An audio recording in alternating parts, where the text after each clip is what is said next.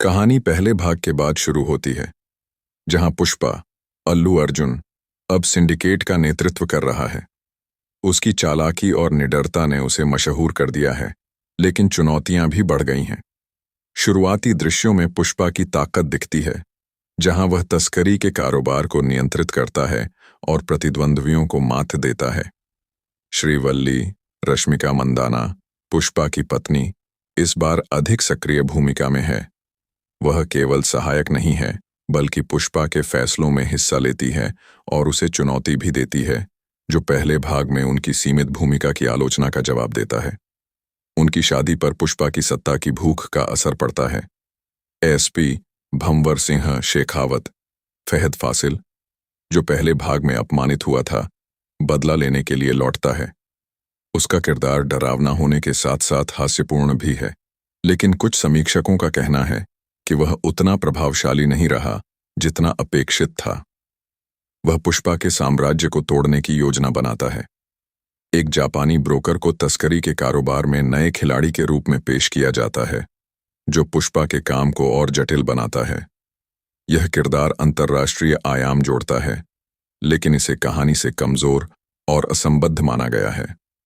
पुष्पा अपने कारोबार को अंतर्राष्ट्रीय स्तर पर ले जाना चाहता है। इस दौरान एक जापान में सेट सपने का दृश्य दिखाया जाता है, जो भव्य होने के बावजूद कहानी से असंबंधित माना गया। यह दृश्य सुकुमार की बोल्ड निर्देशकीय शैली को दर्शाता है, जिसमें सिनेमाई भव्यता और ड्रोन शॉट्स का उपयोग है। फिल्म का सबसे महत्वपूर्ण हिस्सा जठारा दृश्य है, जिसमें पुष्पा साड़ी पहनकर एक सांस्कृतिक उत्सव में नृत्य करता है। यह दृश्य भावनात्मक गहराई लाता है, जो पुष्पा की अपनी पहचान और अतीत की असुरक्षा को दर्शाता है। अल्लू अर्जुन का प्रदर्शन और कोरियोग्राफी इस दृश्य को फिल्म का हाईलाइट बनाते हैं, जिसे दर्शकों और समीक्षकों ने खूब सराहा। पुष्पा को अपने ही सिंडिकेट में विश्वासघात और बाहरी दुश्मनों जैसे पुलिस और प्रतिद्वंद्वी गिरोहों का सामना करना पड़ता है। कहानी में राजनीतिक किरदार और स्थानीय सत्ता की गतिशीलता के सब प्लॉट हैं, जो कई बार जटिल और अधूरे लगते हैं। फिल्म पुष्पा के अतीत को खोलती है, खासकर उसकी नाजायज संतान होने की पीड़ा और बिना सरनेम के उपहास का सामना करने की बात। यह उसकी सम्मान की भूख को प्रेरित करता है, लेकिन जापान दृश्य में उसका पानी से डर जैसी छोटी कमजोरियां कहानी में पूरी तरह उपयोग नहीं होती। फिल्म का चरमोत्कर्ष पुष्पा और उसके दुश्मनों के बीच टकराव की ओर बढ़ता है, लेकिन एक मजबूत खलनायक की कमी के कारण यह उतना प्रभावशाली नहीं है। शेखावत का किरदार अप्रत्याशित मोड़ लेता है और जापानी ब्रोकर की भूमिका कमजोर पड़ जाती है, जिससे कई टकराव अनसुलझे रह जाते हैं। जठारा दृश्य की भावनात्मक गहराई चरमोत्कर्ष तक बनी रहती है, जिसमें पुष्पा का व्यक्तिगत विकास और उसकी क्रूर महत्वाकांक्षा का टकराव दिखता है। श्रीवल्ली की भूमिका कहानी को जमीन से जोड़े रखती है, हालांकि कुछ सीन, जैसे डैम्सल इन डिस्ट्रेस ड्रॉप, को पुराना माना गया। फिल्म एक क्लिफहैंगर पर खत्म होती है, जिसमें पोस्ट क्रेडिट सीन में पुष्पा 3 द रैम्पेज की घोषणा की गई है। इसने दर्शकों को बांटा है। कुछ फ्रेंचाइजी की निरंतरता से उत्साहित हैं, तो कुछ को कहानी का अधूरा रहना निराशाजनक लगा।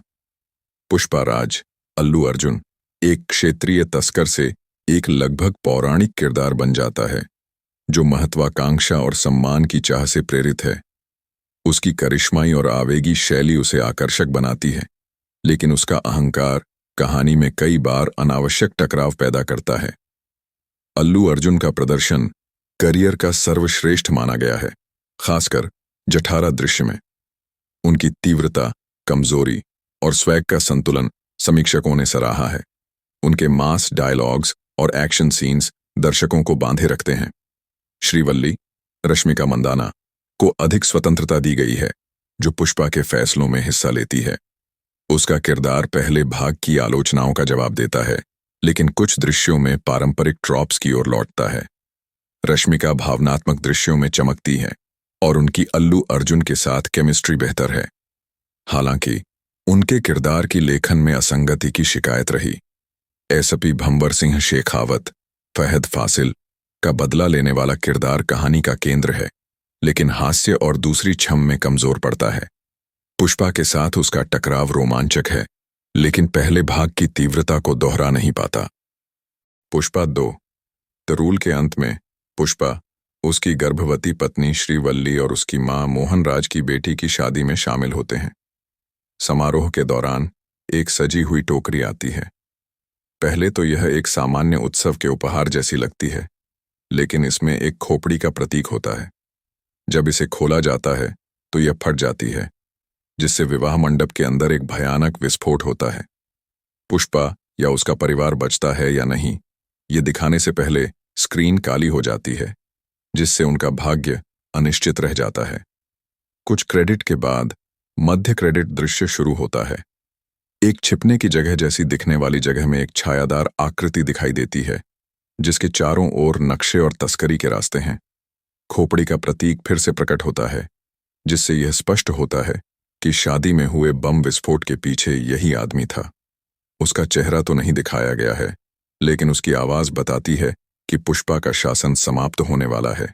इस दृश्य में पुष्पा को नहीं दिखाया गया है, लेकिन एक आवाज बताती है कि विस्फोट में आग बुझती नहीं है, यह केवल फैलती है, जिसका अर्थ है कि पुष्पा अगले भाग में वापस आएगी।